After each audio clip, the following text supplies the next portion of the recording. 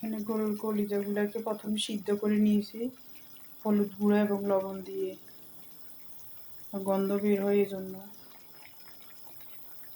তারপর এখানে একে একে সব মশলা দিয়ে দিয়েছি, মাংস রান্না করতে যে যে মশলা ইউজ করি সেগুলো।